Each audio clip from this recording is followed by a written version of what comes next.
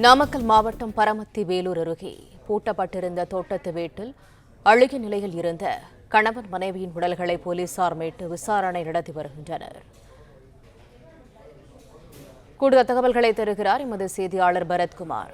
பரத், வணக்கம். முழு விவரங்கள் என்ன? நாமக்கல் மாவட்டம் பரமத்திவேலூர் அடுத்துள்ள வடக்கு செல்லப்பாம்பாளையத்தை சேர்ந்தவர் விவசாயி ரவி என்கிற பொன்னுசாமி. இவரது மனைவி வாசுகி. இவர்களுக்கு ஒரு மகனும் ஒரு மகளும் உள்ளனர்.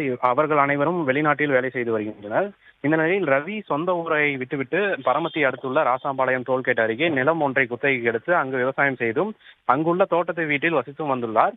அங்கு விவசாயத்துடன் பாக்கு மட்டை தயாரிக்கும் தொழிலையும் ஈடுபட்டு வந்துள்ளார். இந்த நிலையில் கடந்த 2 தினங்களாக அவரது வீடு திறக்கப்படாமல் இருந்த நிலையில் நேற்று இரவு அப்பகுதியில் லேசான துர்நாற்றம் வீசியதாக அங்கிருந்தவர்கள் பரமத்தி போலீசாருக்கு தகவல் தெரிவித்துள்ளனர்.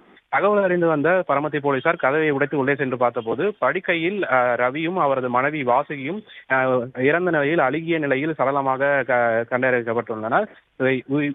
இறந்த சடலங்களை மீட்டு நாமக்கல் அரசு மருத்துவக் கல்லூரி மருத்துவமனைக்கு பிரேத பரிசோதனைக்காக போலீசார் அனுப்பி வைத்து தொடர்ந்து வழக்கு பதிவு செய்து விசாரணையை மேற்கொண்டு வருகின்றனர். தனியாக இருந்த தோட்டத்து வீட்டில் தம்பதியர் விழுந்தது அந்த பகுதியில் தற்பொழுது சோகத்தை ஏற்படுத்தியுள்ளது.